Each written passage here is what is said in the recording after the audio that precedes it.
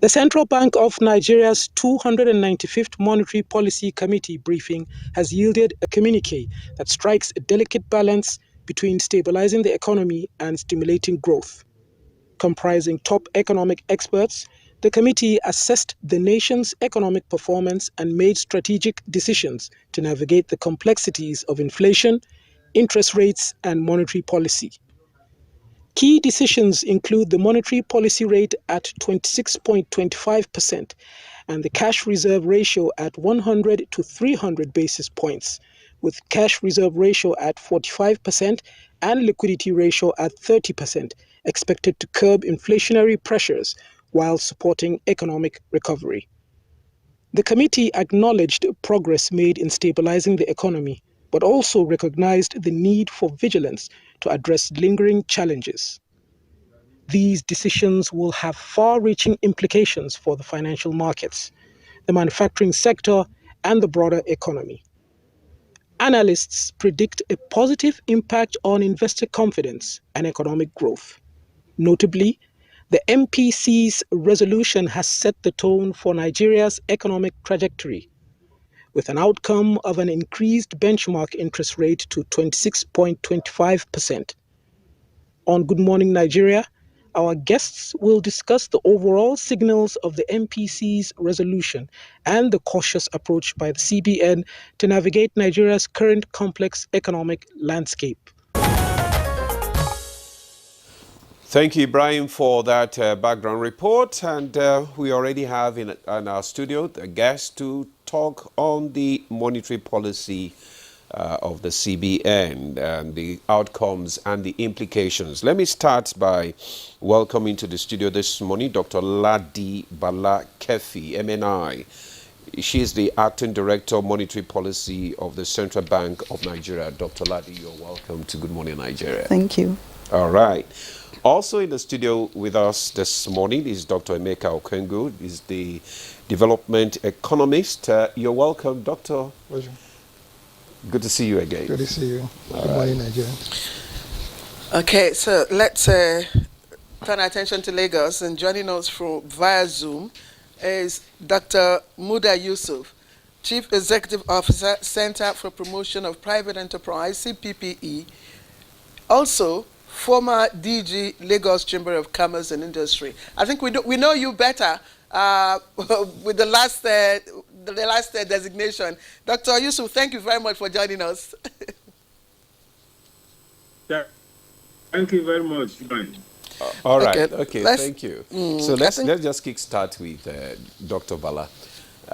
Tell us about the key decisions taken at the 295th NPC meeting and why the necessity for it. Okay, thank you for your question. Yes, the MPC met for 2 days, 20th and 21st, and had to take some critical decisions in view of the current situation in the economy. So the committee raised the MPR rate by 150 basis points, but that's to 6.25%. And we retained the asymmetric corridor around MPR at 100 plus 100 minus 300 basis point. And we retained the cash reserve ratio of deposit money banks at 4.5%. And then we retained the liquidity ratio at 30%. And the reasons why the MPC members took these decisions include, they wanted the impact of the previous rate hikes that may still be permeating the economy to, inflation had risen, as we all know, to 33.69% in April 2024. So, and that has resulted to the widening of the negative real interest rate. So in order for us to rein in inflation, we had to increase the MPR rate, is to enable us manage liquidity in the system and also bring down inflation. All right, I'll still remain with you, Dr. Ladi Balakefi. I'm just wondering, because this is not the first time the CBN is raising interest rates. I mean, consecutively we've seen, yes, and usually the purpose, of course, is to curb inflation. But each time rates are raised, we also see inflation, fighting back. So I'm just wondering, and I'm sure the viewers are also wondering, is this the best alternative? Is raising interest rates the best alternative way of curbing inflation? Is it the only alternative available to the CBN? The CBN, the current management, their focus primarily is price stability, which is the primary mandate of the central bank. And in trying to ensure that you attain that price stability, you have to use the tools that are available to you to manage inflation. So to manage the high interest rate. Yes. So being our primary objective, if you get inflation right, if you're able to bring down inflation, you'll be able to stabilize the economy. But the increases have not been able to bring down the prices. No. If you look at it, most of the critics have said that despite all these MPC's decisions, the inflation is still rising. There are some gains that we have made. If you look like 2 weeks ago or sometime last month, the exchange rate had gone up very high to 1,700 naira to a dollar. But you could see that within some period, it came down. This is attributed. It's going up again. Yeah, but it's a market. People buy and sell. So that volatility would be expected. People will buy, people will sell, because we are no longer managing it artificially. We are trying to see how we can allow market to determine this, but keeping an eye on inflation. The fact that it went up that high and it came down, it is a plus for us. It means we're doing something right, that's working. But we are monitoring these things, and we will try to use all the tools available to us.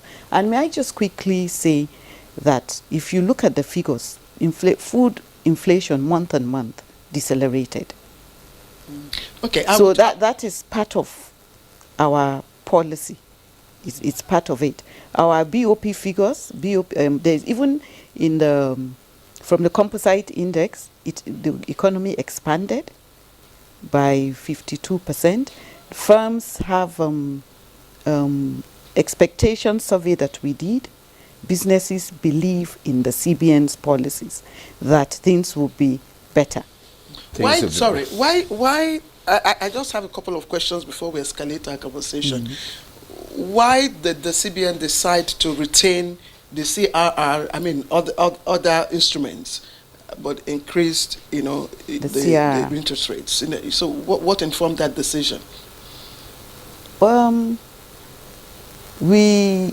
The reason is that because we see that inflation is still going up. So if it is still going up, there is a lot of currency in circulation. So there is a lot of liquidity in the system that's outside. And we have to manage that liquidity. We have a liquidity management committee. We meet daily to assess. Inflation is a monetary phenomenon. If you have too much money in circulation, you will not be able to control your inflation. So that's why we increase the MPR rate, and it's all targeted at bringing down the inflation. Okay. Last one. It's a long. Yes. It's not something. It's not a silver bullet that you see that you do it today. There's usually a lag. That's why I was going to ask you if the marginal gains made, like you rightly said, we saw, a bit of strengthening of the naira and all that, but it's gone up again. So the marginal gains made from the application of the instruments, of the monetary instruments, is it enough to cheer us on? Yes, because this rate hike, we did a lot of analysis. We looked at the macroeconomic environment. We also looked at what's happening in other central banks. There's no central bank now most central banks globally are either maintaining or hiking. Okay. And right now, this rate hike would help sustain the current momentum of capital inflow, and it will also boost accretion to the reserves. If your reserves are inching upward, foreign investors will have confidence in your economy. Another good story that I'll tell you that our policies have brought to the country is that we've had inflows of over $3 billion to the central bank, largely due to our policies and the aggressive drive by the management to ensure that we get inflows to stabilize the reserves and also inadvertently stabilize the dollar. So this rate hike, we're also looking at foreign investors bringing in capital, as well as we're also keeping an eye on the real interest rate. Yeah. Okay, thank you very much. Okay, let's bring in Dr. Okengo here. I want you to just analyze the current state of the economy now and the impact of these MPC, decisions on the economy. Okay. Well, if you're asking me to do that, then we must do it from 3 different levels. Okay. The first level would be the formal economy, which is basically what we're dealing with here. But you still have 2 other strata: the informal economy and the underground economy. And this is where the decisions and policies that you take to help the formal economy actually is most felt. Okay, because when you're talking about NPR, CIR, asymmetric corridors, you're basically just talking about instruments that determine how much you lend, what you lend, how much you save, how much you can keep, okay, how much of depositors' funds are safe, okay, and then how much interest rates. So when you're basically hearing, basis points, if you hear 400 basis points, it simply means an increment of 4%. Okay. Okay, just like you've heard about, 200 basis points or 150 basis points is an increment of 1.5%. Now, when you do this, like Director has rightly said, it's to discourage lending so that you don't have a lot of cash, out there in the market. Okay, so that the more money you have in-house, the less people have to spend. But yes, on the formal economy, it stabilizes you, it makes you attractive, brings in more money, like Madam has said. But the impact on the informal economy is where the challenge is. More so when you now begin to now juxtapose, against what these indices are being measured against. Rising cost of food, okay, infrastructure, insecurity, et al.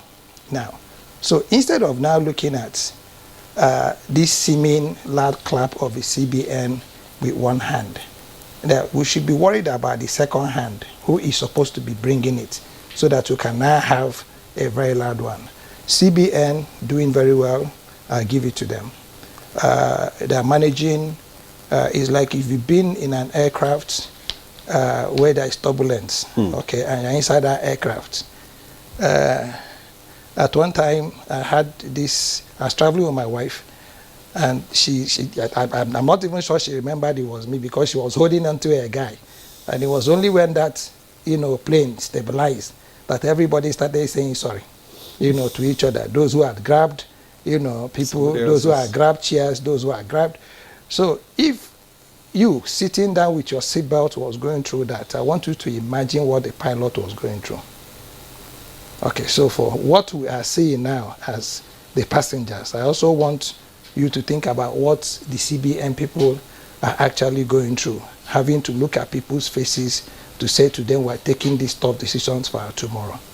Now, point I'm trying to make is very simple. If we looked at those things that are now spiking this hike, then it becomes a lot easier to now ask questions around what we're doing to be able to address them. First will be food. And each time I walk into this studio and I say I want to be addressed as a farmer, I think that the most critical thing needed by man, okay, is food, apart from life. Okay? The moment you are food insecure, they say a hungry man is an angry man. But the end of that statement is that an angry man is a madman. Okay? The moment you see somebody who is starving, you see somebody who is totally and completely disconnected from reality. And should we have food crisis as a country? That would be the question. Do we have what it takes for us to be able to now rein in, our food challenges and probably eliminate one very major factor that is driving inflation? And the answer will be a very loud yes. And maybe as we deepen the conversation, I'll be able to tell you, because those things are existing, those structures are there. Do we have enough to rein in the second major factor, insecurity? What is insecurity? Okay, insecurity is social, disorder, as it were. Now, 3 factors will cause it. Are people doing what they are doing because they see it as the fastest and easiest means to be able to create a livelihood? What you call insecurity, is it an economy? Okay, in that economy, do they have an alternative? Do they have choices? Have you given them choices? Now, the third will be infrastructure. What do you call infrastructure? The moment you mention infrastructure, what enters into somebody's mind will be very tall, huge buildings, bridges, et al. Have we ever thought about a greenhouse being infrastructure? Have we thought about, a clinic in the village being infrastructure? Have we even thought about education, skills being infrastructure? So the point I'm trying to make is that whereas we're looking at CIR being maintained at 40%, so that what that means is that you must keep 40% of the value, of whatever it is you have in the central bank, so that depositors' funds are safe. Now, this is for the clears of the world. Okay? Who now have, a reason to be worried about what's happening to their bank, account balances. Yeah. But then you see the Emecas of the world, who wake up in the morning and they need to go and they maybe pump on tire, sweep on house, sweep on streets to be able to feed their wives. Now, this is where I think, like I said to you, we seem to be hearing a very loud clap with one hand. But if it is this loud and commendable, and I must say it is, then what do you think will happen if we join the second hand and then we're able to close it up? A good place to pause you, Dr. Emeka Okengu, and I know that the viewers will judge on your reference to me. The viewers will judge between you, yes, who is more worried about the bank and all that. But let's bring in Dr. Muda Yusuf. First, he was former DG of Lagos Chamber of Commerce and Industry, but he's also now the Chief Executive Officer for Center of Promotion of Private Enterprises. Dr. Yusuf, once again, thank you for joining us. And during the last CBN's monetary policy meeting, and of course the increase in the interest rates to 24.75%, I know the private sector came up with a lot of, cries about the impacts, how it will impact on, the private sector and their businesses and all that. Can you just briefly tell us what was the impact of that move by the CBN, and how might this particular one, again, affect the private sector? Thank you very much, and good morning to you, and good morning to the guests in the studio. Now, first, let me appreciate the efforts of the central bank in trying to stabilize prices. Just as the director said, the major mandate of the central bank is to stabilize prices. But from the private sector point of view, particularly entrepreneurs, the challenge with the tightening, because the tightening of the monetary policy is getting to a point that is looking like it's suffocating those who are in business, particularly those who have reasons to, take facility from the bank, or those who have already taken money from the bank. First, we must come to the reality that the challenge of inflation or bringing down prices is not something that only the central bank can do. I agree the central bank can only use what it has, which is the monetary policy instruments. But I think we need to define how far we can go with the use of those instruments. Because the banking system exists primarily for what is called financial intermediation. And what financial intermediation means is the mobilization of resources from the surplus end of the economy to the deficit end of the economy. That is the primary essence of a bank. When you have a situation where that primary function of a bank is being put at risk, a situation where we are almost seeing a disconnection between the banking system and the real economy, between the banking system and the economic operators that the banks are supposed to service, then it's something that we need to worry about. Now, we are seeing this consistent tightening of monetary policy for close to 2 years now. Even under the previous administration of the CBN, there had been this tightening of monetary policy. And the impact on both the exchange rate and inflation has not been that significant, because the other drivers of inflation seems to be more potent in terms of fueling inflation than even the monetary phenomenon. The only monetary issue that was the biggest issue was the waste and means financing. That is the funding of fiscal deficit by the central bank, which went to the extreme under the previous administration. And the good news is that this current administration has been very firm on it. I'm talking of the current administration of the CBN, that the waste and means finances will become.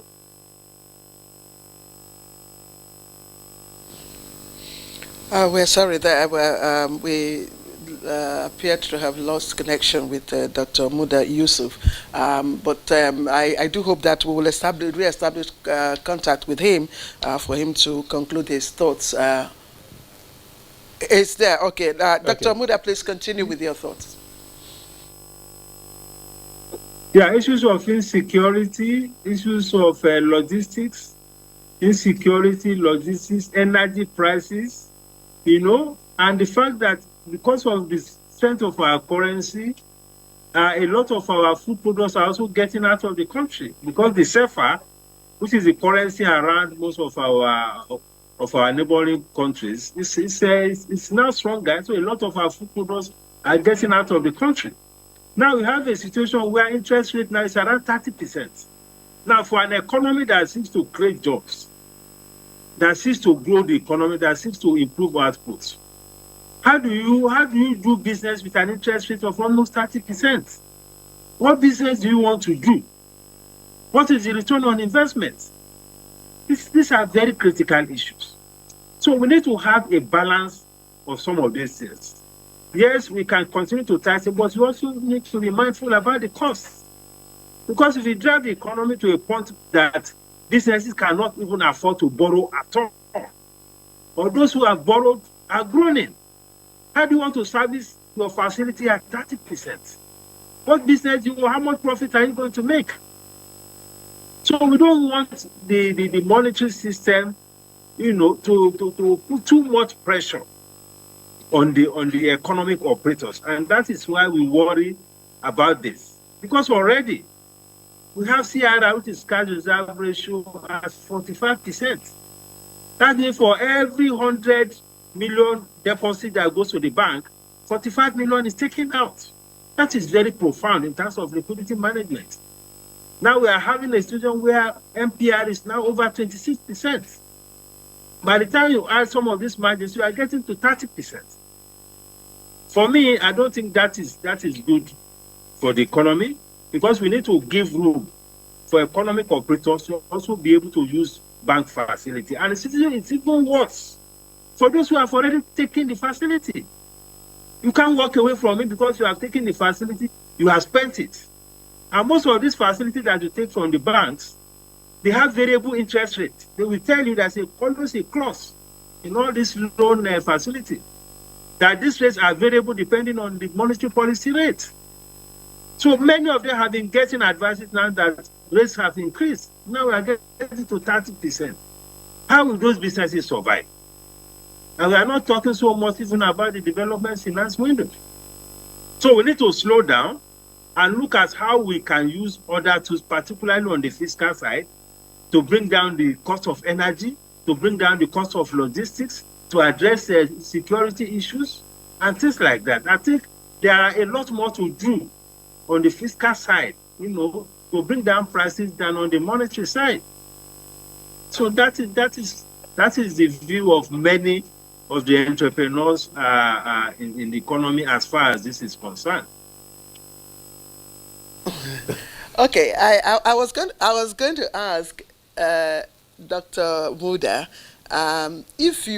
because you talked about other drivers of inflation, and again, the CBN can only use an instrument that it has, But from your perspective, what other, measures do you think the CBN, can adopt to address issues of inflation? For me, the CBN had practically as far as this tightening is possible, push interest rates to almost 30%. What I think can be done, and this cannot be done alone by the central bank, I must say that this has to be done in collaboration with the fiscal authorities, and the fiscal authorities are also doing their best. One of the major things that can be done is to see how we stabilize the exchange rate by ensuring that this volatility that we have are minimized, are brought to the barest minimum. No matter what we do, if you have this kind of volatility, it is 1,002 today, it is 1,004 tomorrow, it is 1,005. Those things are creating a lot of confidence problem for the economy. And that is where the stability is extremely very important. No matter where you are putting it, it could be 1.4, it could be 1.5, it could be 1.3. That stability framework is very important. So the CBN should come up with a framework to ensure minimum volatility within a particular band that it can support. It is not, I don't think it's the best thing to leave the currency exclusively to the market forces, because it creates a lot of confidence problem. We cannot completely float the currency. We can ensure that we have a framework to keep it within a band that we feel is sustainable, a band that our reserves can support. So that stability is extremely important. The other issues has to do a lot more with the support from the monetary side, and a bit of that is already happening. We are seeing what the government is doing around the oil theft to increase oil output. We are seeing the incentive being given to investors in the oil and gas sector. We are seeing efforts by the domestic refining of petroleum products, which will also help to bring down energy prices. We are already seeing the impact of the Dangote refinery. And we have been promised that by June, petrol refining will begin with the Dangote refinery. We are seeing what is happening with Port Harcourt refinery. These are some fiscal measures. And we are also seeing what is happening with fiscal consolidation. Fiscal consolidation is the capacity of government to increase revenue and reduce the need for borrowing, to reduce fiscal deficits. These are all fiscal measures. Then we should also deploy fiscal measures to support those who are in production, particularly of food items. What kind of concession are we giving to them? What kind of engagement are we having with them to reduce their cost of production? These are measures that can complement what the central bank is doing. So I believe the CBN is doing it there, but we should not drive the economy to a point where we completely disconnect the banking system from the real economy. very much, Dr. Buddha, for your contribution there, and you have raised a lot of questions, which I want Dr. Balakefi to react to some of the issues that Dr. Muda has raised. The issue of, trying to stabilize, the economy, the Naira in particular, and also the fact that increasing the MPC, there's a lot of reservation there. So what is your reaction to some of these issues? Okay, yes. On stabilizing the exchange rate, even in increasing the MPR rate is part of one of our measures to stabilize, because when you have too much money out there, people will go and buy the dollar at any amount. If they have if there's too much Naira in your hands, then you go and start buying dollars. So if we make, if we reduce the liquidity in the system, we believe there won't be enough money for people to go after the dollar. And the reason why we're focusing on that is because we have what we call pass-through inflation. We have imported food inflation. Imported food inflation, we import food. We import rice, we import wheat, and this passes through the inflation, which is affecting us. So if we reduce the liquidity in the system, we believe that it will curb people's appetite to patronize foreign goods and now zero into the local goods. And let me quickly say this. There are other measures that we're taking to try and improve the reserves, level of our reserves. And as I said earlier on, we have capital inflows, which has increased to the CBN, largely due to our measures, as our reserves rose month on month to 32.64 billion on April 17th from 32.12 billion. We have also registered 14 new international money transfer operators, and the reason why we did that is this is expected to boost remittance inflows substantially over the coming months, as these IMTOs will be players in the market. So the more IMTOs? Yes, the international money transfer operators. Okay. Yes, I mentioned it earlier. Okay. So the abbreviation for that is IMTOs. So if we have licensed them, and during the IMF meetings, the governor had meetings with them. We are trying to encourage them to come in, and that would increase whatever we have now. And also we are looking at some measures. We are developing some things to attract remittances by floating diaspora bonds. So I must say this, we're doing all this in concertation with the fiscal authorities. We cannot do this alone. Monetary tools alone cannot resolve the problems of inflation and exchange rate stability. Other sectors in the economy have their roles to play. For example, Ministry of Trade, if we can export more non-agri products, it will earn us foreign exchange. Okay.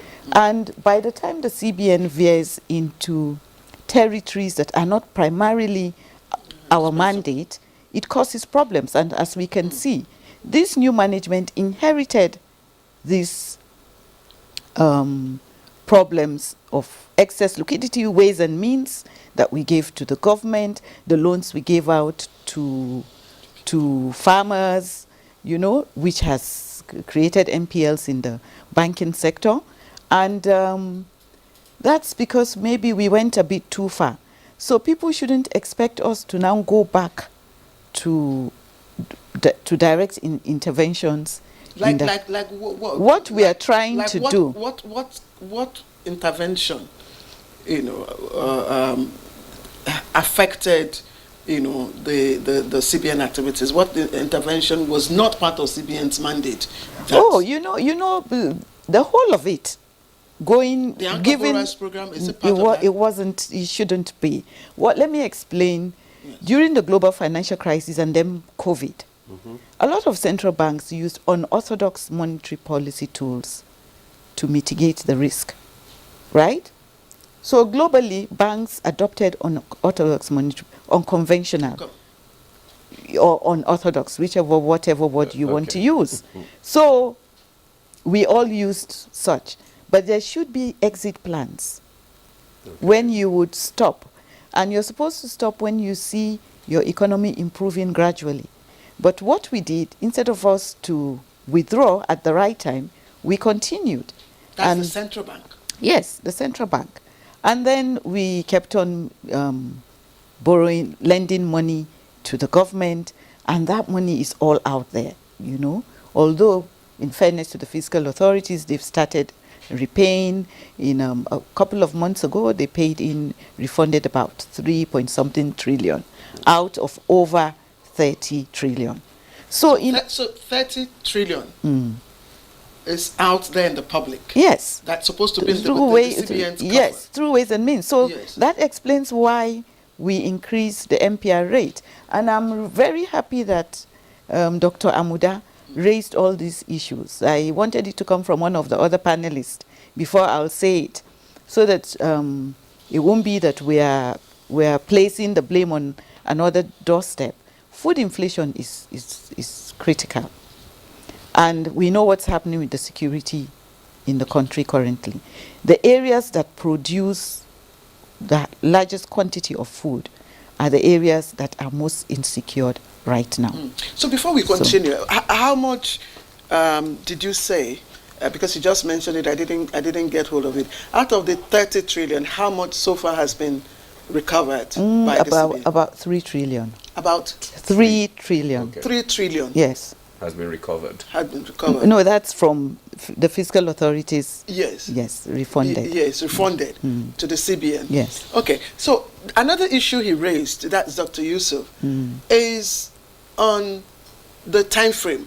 He said the CBN needs to define how far you can go with this monetary policy. Again, you increase the rates. It means that people cannot borrow, investors cannot borrow. And if they borrow, they pass the burden to, of course, people like us. And if they don't borrow, it means that their spending power will be limited. And ultimately, if that continues, we know what that means. The economies will weaken. I mean, nothing will go on. And I think that's what you call recession. There'll be recession. So again, the issue he raised, very germane. So how far does the CBN intend to go with these hikes in interest rates? Okay. So there's what you call trade-offs, inflation and growth, between inflation and growth. Sometimes central banks must take critical decisions. You trade off growth temporarily to rein in inflation. Because ultimately, if you're able to rein in inflation, your economy will stabilize. Why are people crying now? It's because prices have gone up. That's why people are concerned. So if you bring down prices, it will resolve the problem. So that's why we're focusing more on controlling inflation. So now back to the issue of banks and taking loans and repricing. The banks are largely exposed to the oil and gas sector.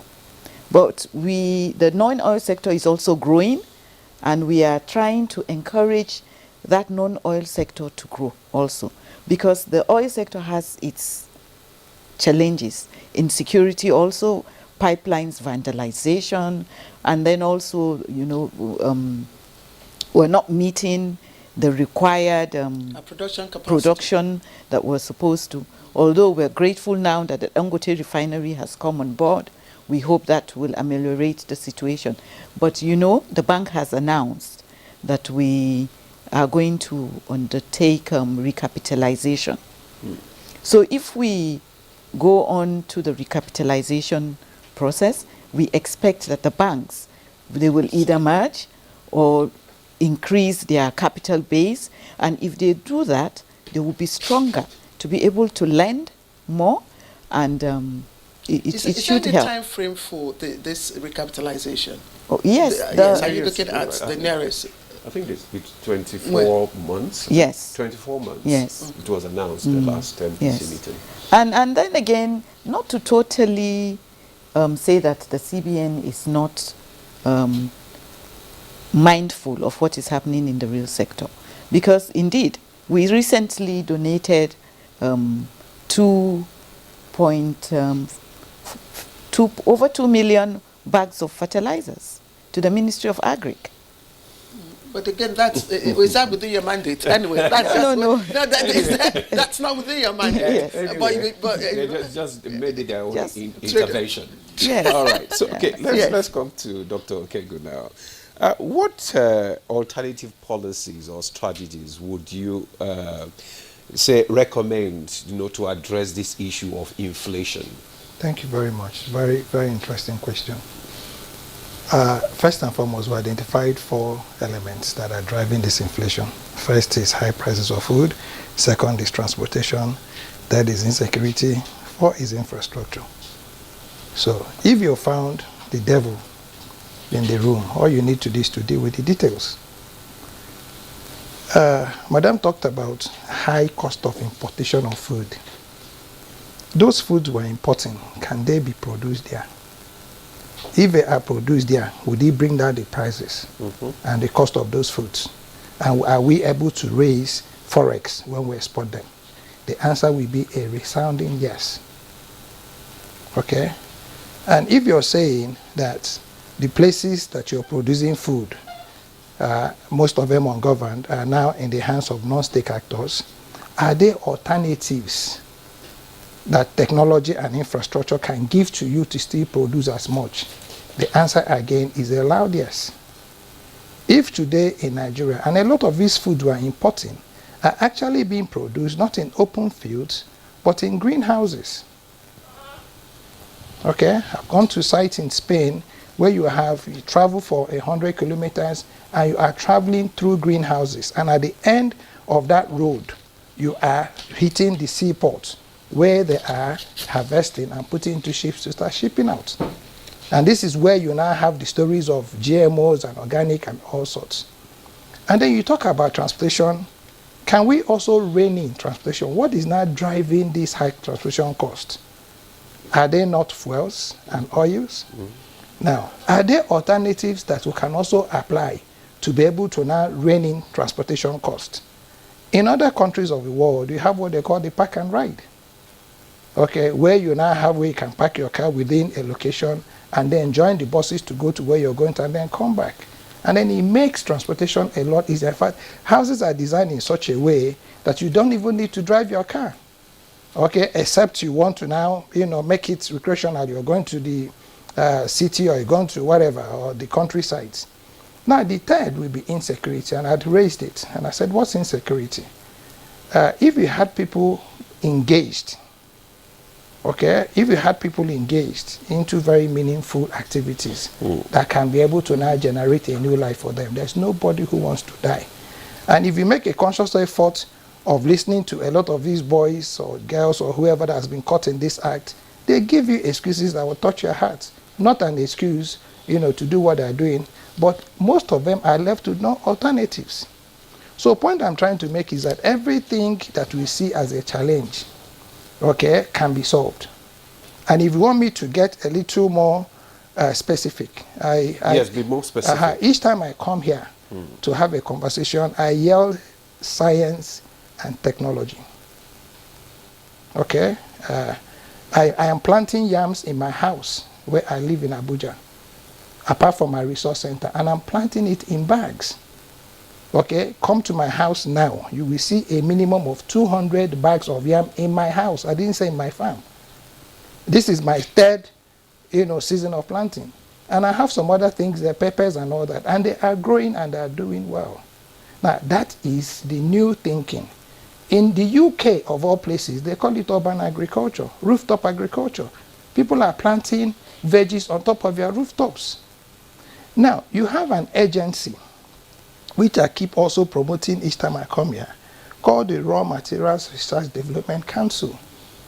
In 1 month of having a young man sitting as acting director, 1 month, he had unnetted 46 patents that is supporting practically every aspect, of our food system, our health system, our infrastructure system, our transport system, our energy system, to the extent that that institution has a modular refinery used to train students in ABU Zaria, functional.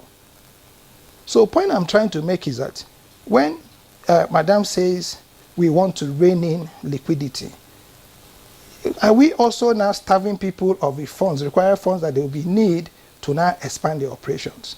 Remembering at one time you had what they call the SMICE or something, where banks were asked to keep 10% of your funds and they were now investing in the real sector. Now, I can tell you this for free. Part of why our economy is not growing is that we don't have access to patient capital. And until you introduce patient capital, it can't grow. The moment is a loan. Now, it's tied to a lot of things. Now, it doesn't give you that time to be able to now do the needful. Okay, do your studies, do your programs, which is where in the whole of the banking system in Nigeria, there's nobody that gives you grants. Every money you take is tied. And this is why the CBN, in trying to, when the ERGP came, a lot of people keep saying the CBN got reckless. The CBN didn't just get reckless. And I think there was a document. At one time, government couldn't fund the economy again if you were part of the ERGP labs. Now, there was an exposure of about 2 trillion that nobody could actually raise from anywhere. And the CBN needed to now start intervening in some of these areas. That those interventions went wrong does not mean that they were not needed. Okay, it was the management of those interventions that were the problems. Okay, if we're talking about the ways and means, I mean, that's not what we came here to talk about. How it was managed, who managed it, is out there in the public.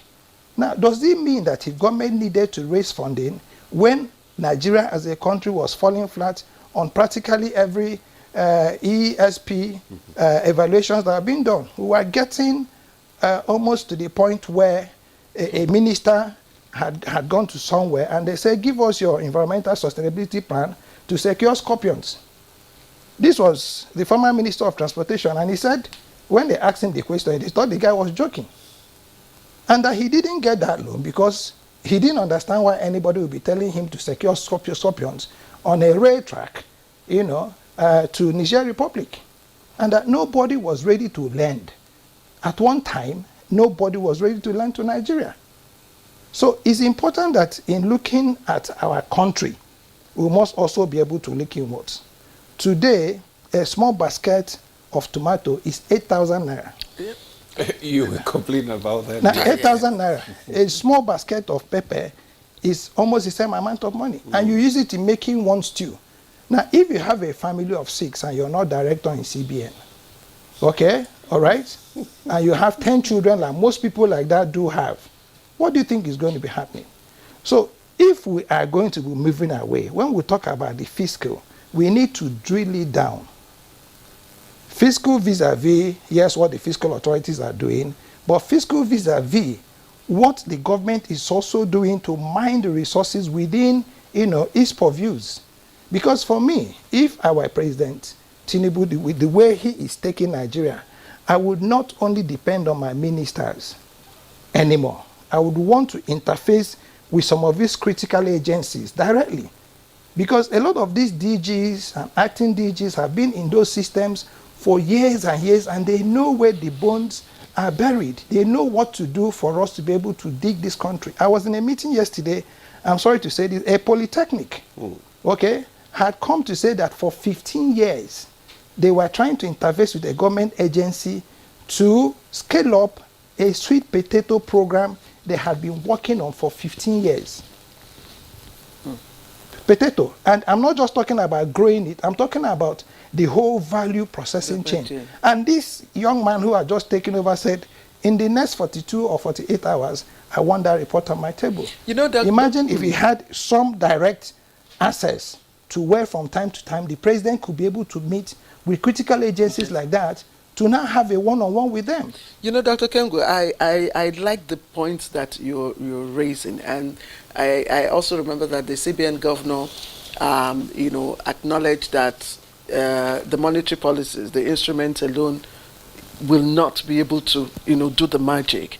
But he also said he hopes that by the end of the year, that the economy, it's better and all of that. That much he acknowledged, and I thank you, because if we are to address the issue of prices, which is what the CBN is trying to stabilize by increasing rates, then we must also look at the fiscal policies that will enable, CBN to achieve the objectives. That's why I want to bring in Dr. Muda Yusuf. I don't know, if we look at most of the communities or states, that are farming communities, are at the moment engulfed in one, insecurity or crisis or the other. Just look at, what is happening in, Plateau. You look at other states are either, dealing with climate issues and all that. So all of these are challenges that are staring us in the face. What, from your perspective, are immediate intervention or physical interventions that can be taken to as a buffer for CBN's monetary policy, interest? Thank you very much. First, let me start with the Central Bank of Nigeria. This is also related in a way to issues around trade. And this is the exchange rate for the computation of import duty. The exchange rate for the computation of import duty is very high. And a lot of importers, a lot of operators in the economy have been complaining about this. That is the rate at which the cost of clearing cargo at the port. This rate is fixed by the central bank. This rate is taking a cue largely from what is happening in the foreign exchange market. I think we can isolate that, reduce the cost of trade, what we call clearing cargo. Because if you are spending so much to import something, intermediate products, whether it is equipment, whatever it is, because we import things. Not all of the things we import are finished goods. And the cost of clearing it has now become very prohibitive because of the exchange rate that you use to compute the import duty. So it's a very strong appeal. And we have had a lot of appeals from the stakeholders that the CBN should separate these two rates. We are not talking about giving concessional exchange rate to anybody. That is not what we are saying, because that will be taking us back as far as the reform is concerned. But for the purpose of clearance of cargo at the ports, the CBN should bring down the rate and peg it maybe at 1,000 or at 800 and review it on quarterly basis. That is creating a lot of uncertainty in our international trade. People cannot plan. You can't prepare your bill of quantities. You can't invoice your clients because you don't know at what cost you are going to clear your cargo. So please, it's a strong appeal to the CBN. They should please peg these rates in line with its objective of price stability. This has nothing to do with increasing money supply. It has nothing to do with giving multiple exchanges. Certainly not. This is just for purpose of clearance of cargo. And it's not discriminatory. It's something that will benefit everybody. And it will help to bring down the cost of goods and services and reduce inflation in line with what the CBN wants to achieve. And this is within the remit of the CBN. Secondly, is the development finance window. Now, under the previous CBN administration, there was a lot of abuse on these intervention funds and all of that. But we should not throw away the baby with the bathwater. For the real sector, for agri, for manufacturing, for mining, for real estate, they cannot go and borrow at 30% or 25% and do any meaningful business. It cannot work unless you want to strangulate those sectors completely. So we should strengthen this our development finance window while we deal with all this issue of monetary policy type, so that people can have a window of concessionary financing. Bank of Industry, Bank of Agriculture. Bank of Agriculture has even gone almost moribund for almost 10 years. How do you now fund the agricultural sector? Can they go and borrow at the commercial bank? No, they can't pay that kind of interest rate. And the tenor of funds in all of these banks are very short. Maximum 1 year, 2 years. If you're undertaking an investment in manufacturing or agriculture or infrastructure or real estate, you need long 6 years, 10 years. That is the kind of fund that development finance institution will give. So please, the CBN should please accelerate the process of recapitalizing this development finance institution, supporting them so that you can have a window of financing that can support economic development, that can support production, where we deal with the bigger macroeconomic issue of monetary policy tightening. I think that for me is extremely very important. Now, the other speakers have talked about issues of insecurity. That's a very big issue. We acknowledge what the government is doing. The state governments are also trying to do their bits by setting up civilian JTF and all of that. It's a very big issue. And of course, some progress is being made, but I must say that it's a very big issue for me. But those are the things I think we need to reawaken. I mean, what is happening to the Bank of Agriculture? What is the problem? So let us bring them back. And let us also ensure that we have regular interaction between the CBN and these real sector operators. What more can the CBN do for them? You need to listen to stakeholders to know what kind of intervention will suit their purpose, without necessarily disrupting the monetary policy instruments or the monetary policy approach to solving this problem. There are sector-specific interventions that can be done, particularly in the area of agriculture and agro-processing and some critical sectors of the economy. Through engagement with these stakeholders, a lot of ideas can also come out. Because we cannot understand these sectors better than those who are operators in the sector. So stakeholder engagement is also very, very important. Thank you very much, Dr. Yusuf there. He has raised a lot of issues which I know you would like to react to, but that will be after the break. Stay with us.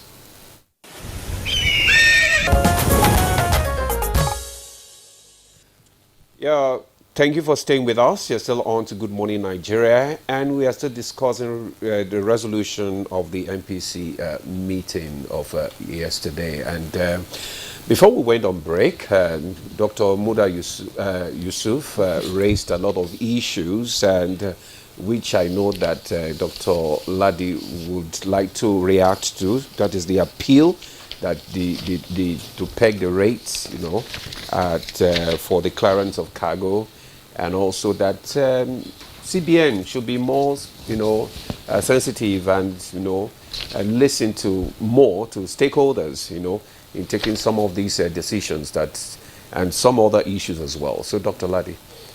Thank you for that question. Yes, the CBN is the current management. They are big on stakeholder engagements.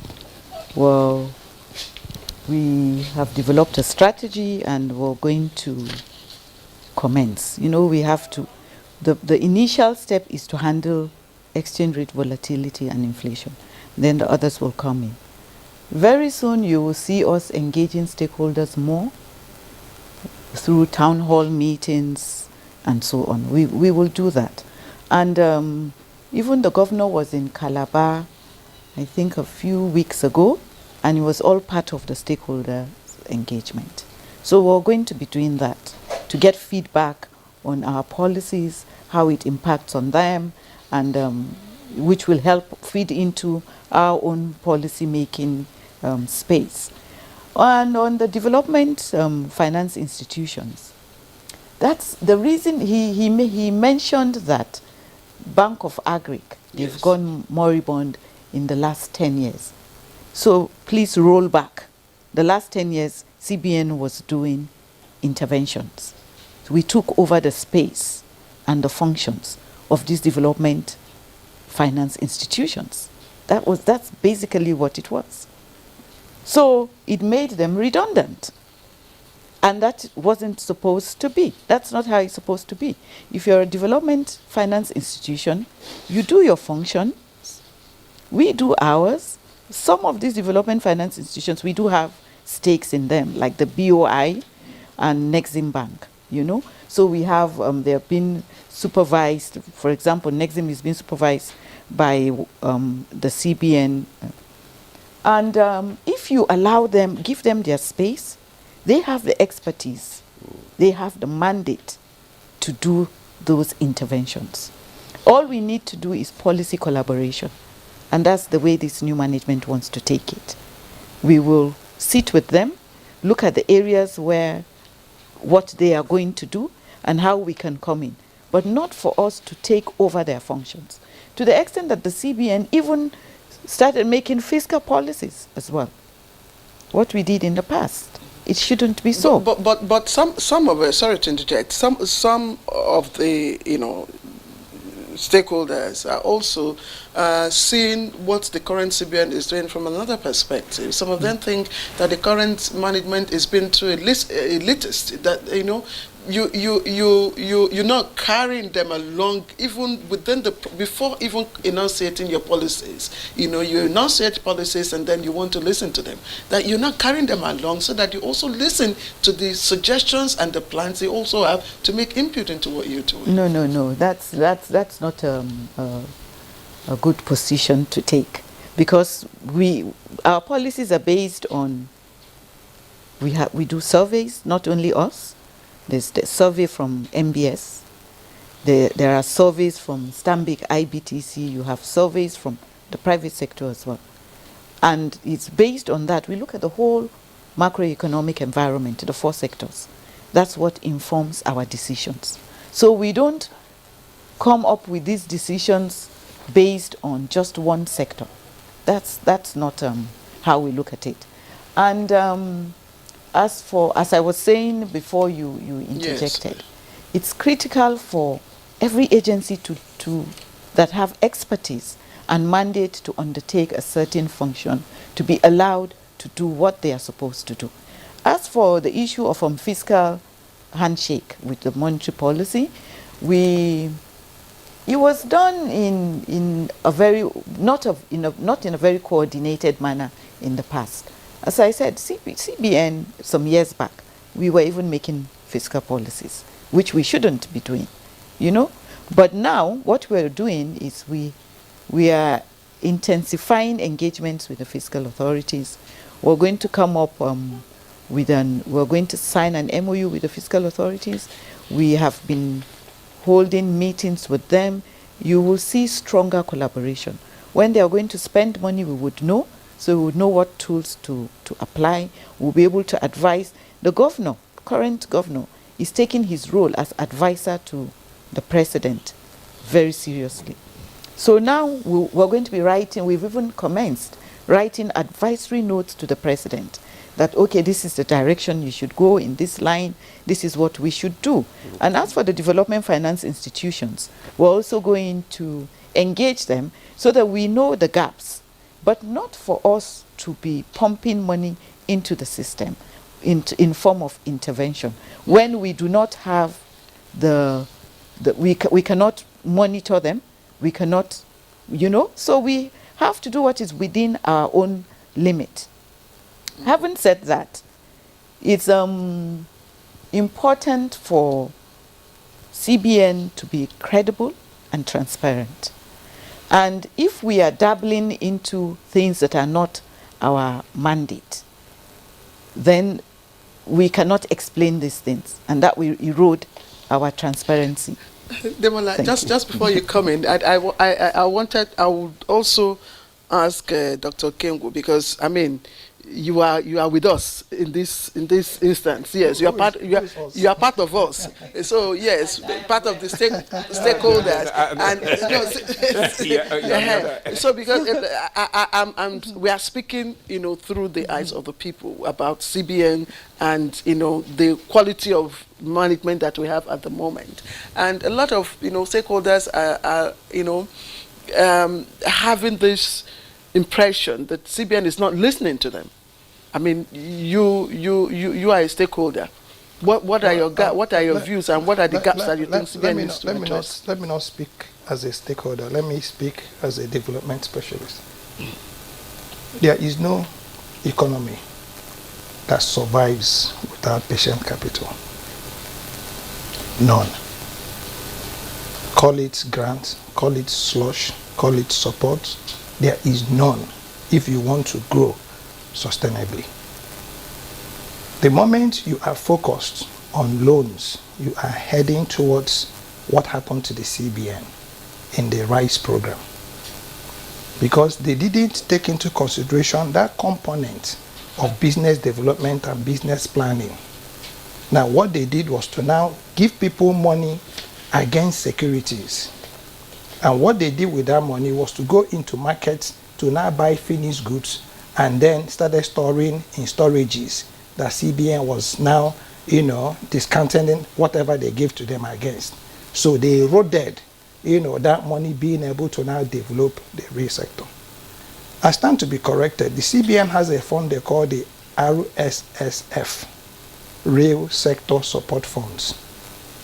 If I understand it too, it was supposed to be a 300 billion fund that was supposed to be a handshake between the public sector and the private sector. For you to get that fund, you must be private sector, but it must impact on infrastructure. Now, for things like that to happen, you need to have very clear business studies done. I also mentioned the bankers committee where they were putting some certain percentage that grew to billions and they were now intervening in the real sector. For me, yes, the word elitist might be the way to best place it. Okay, because if you look at trying to now protect depositors' funds, trying to restrict liquidity, everything that is going there is going towards the big boys, as it were. Is going towards the big picture. We must be very clear on this. Now, for us to be internationally accepted as an economy, those decisions have to be taken. So it must be given that they are doing the right thing. But remember that we do not run a totally formal economy. This is where the challenge is with the CBN. And for those who were part of the ERGP labs, the CBN didn't just jump in to now present that 2 trillion that they threw into the economy. It was based on very clear thinking, a lot of interactions, a lot of people coming to sit on the same table to bring it out. Now, back to Bank of Industry. I had the privilege of being a consultant to the NATIP, when it was being developed to Ministry of Agriculture. The Bank of Agriculture, I stand to be corrected, is not a bank. It's a department under the Ministry of Agriculture and Food Security. CBN hasn't licensed them, except they have now. It was Dr. Muda that mentioned them. It wasn't me. I just used it as an example. So I'm trying to say to you, so that when people talk about the Bank of Agriculture, if you go deeper, and this is why, against we having a Bank of Agriculture, you had NISAL, that the CBN was funding fully. So whatever it is you do, however it is you do it, there must be intervention and support. And I'm just giving you a typical example. Now, there's an agency... intervention and support by the CBN? By the government. Remember, by the government. If you make it the CBN is owned by government of Nigeria and owned by all of us. Okay, we're all stakeholders in the CBN. All right, so whatever it is that the CBN can do to support us, CBN has to do it. But CBN has a clear mandate. Here, the mandate CBN has that is clear, is that they are the bankers of government, financial advisors of government. That's the clear mandate they have. And in doing that clear mandate, Okay, you are now supposed to be looking at price stability, you're supposed to be looking at exchange rates and all that. But in doing so, okay, in doing so, you have a clear mandate to come to the studio and ask questions. Okay, now it does not mean that because we're here in this studio and you're asking questions and a snake crawls in here and wants to bite somebody, you won't say, Dr. King, we see a snake by you, let's find a way to kill it. I'm just trying to use, so you don't have to be fixated, and this is that rigidity that you might be tempted to call elitist. Okay, this is who we are, this is who we want to be. Now, in one vein, Madam has said that you donated 2 million metric tons or 2 million bags of cement. Is that the mandate? Fertilizer. Is that the mandate? Now, if it is not the mandate, it simply means that from time to time you can bend backwards when there is that urgent need. And I think we have an urgent need now because we're faced with 3 existential problems. Problem number 1 is the problem of climate change that is creating a lot of problems. Yes. Okay? Problem number 2 is the problem of youth attrition. We have a lot of young people walking the streets hopelessly, aimlessly. Okay? Problem number 3 is that you don't have any monies flowing around. So these children everybody is angry with everybody. Now, you just can't look away and say, no, these problems don't exist. It's not my mandate to do this. You know, unusual situations would also require unusual solutions. So for me, we can go on and on. I was trying to tell you about NIPRID. Now, remember that there was one time NIPRID had carried out a study and found a cure, not a treatment. Remember that there's a difference between a treatment and a cure, for diabetes. This is I think you've had one of your DGs here one time. Why are they not scaling up that production? The simple reason they're not scaling up production is because the ingredients for that phyto extract, which is scent leaf and bitter leaf, the M&B or whoever bought it now claimed that it was not done, it was not being grown commercially. They couldn't aggregate the raw materials commercially. The Raw Materials Development Research Council have also now done a lot of phyto extracts. Okay, now again the challenge will be that they are not growing commercially. So why wouldn't, us now have a program where there is more, some tightening on the process? We can now begin to monitor you. This is why we have extension services. And then make it a little bit more rigid, okay, that at every point in time you're being monitored on real time. Dr. Kengu, I don't know. I wish I could allow you to go on. Okay. So now, as I said earlier, the CBN has its primary mandate. If we deviated from that primary mandate for like 8 years, and we made all these mistakes, because these ways and means and excess liquidity and exchange rate volatility didn't start now. It started from last year. It's an offshoot of the mistakes we did. So we now made CBN the focal point of distribution, which shouldn't be. CBN's primary mandate, Doctor, with due respect, is price stability. It's not, the others are secondary. The primary mandate of the central bank is price stability. Advisor to the government is secondary. Every other thing that you mentioned. Now, the point I'm going to make here now is, all the things you mentioned, you have Ministry of Agric. Ministry of Agric should face issues in agric. Ministry of Labor and Productivity should face youth unemployment. And then you have Ministry of Science and Technology. The issues you're talking about, all these herbs that could be now value will be added to the natural products for us to be able to export or use internally. You have Ministry of Science and Tech. You also have the fiscal authorities, where the money is, we're only bankers to the government. We don't determine how the money should be spent. We keep the money for the government. So, yes, there is need for handshake, and we are working towards that handshake.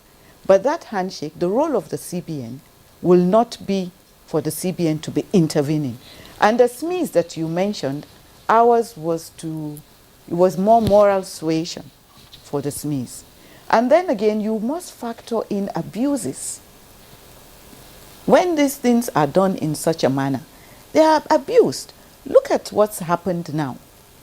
Would you, as you said, you're a development economist, you're a farmer, would you honestly say that the way NICEL operated in the past produced results? If our interventions produced results, as of course there would be a certain degree of because whatever you do, yes, there would be a certain degree of positive CBN, madam? Positive results from those interventions. There would be some. But if you do a cost-benefit analysis, you will see that the damage outweighs that positivity, because there are some other structural things that we are not seeing that mitigated the successes of those interventions. So now the CBN wants, let's try this model. Before 8 years ago, CBN was primarily focused on its mandate of price stability. And we didn't have this volatility. Sorry, ma, we have to. Because of time. Yes. You wanted to respond quickly. Has the CBN scrapped NICEL now? Have you stopped operating NICEL? Well, you will hear from us as we go on with our policy rejigging. So NICEL is still existing? I'm not saying yes, I'm not saying no. We are in the process. I think we need to bring in Muda. Yes. This management, they're looking at everything in perspective, and we're going to come out with whatever policy. Okay, but he is saying, just before we round up, because he is saying we cannot be doing the same thing over and over and expect different results. So he is saying, yes, he acknowledges the mandate, specific mandate of the CBN, but that there are times, emergency situations when the CBN, would have to also go out of its comfort zone to take some action. Emergency now. Yes, take some actions. When we donated fertilizer, you told me that is it our mandate? Yes, because you said it. So anyway, yes. Let me quickly. Yes, so I appreciate. Yes. Okay, go ahead. Let me appreciate Dr. Ladi Balakefi, Acting Director, Monetary Policy Department of the CBN. Madam, thank you very much, and we do appreciate you. We look forward to having you here more and more, and we're going to make you NTA Good Morning Nigeria's analyst. Yes, analyst. You are analyst. So let me also appreciate Dr. Meka Okengu, development economist. I thank you. I really enjoyed your contribution. It resonated with somebody like me who is not so familiar with all these technicalities. Yes, earlier on we are also enjoy his analysis. Yes, actually. Thank you. We were also joined by Dr. Muda Yusuf via Zoom from Lagos. I think his connection just tripped off. Mr. Muda, if you're listening, Dr. Muda Yusuf, thank you very much for joining us for this conversation. And so that's it for us on Good Morning Nigeria for today. We thank you so very much for finding time to join us. Please do make it a date with us again, same time tomorrow. I am Claire Adelabu Abdurazak. And I am Ademola Ade. Thanks for joining us. We appreciate you. Bye for now.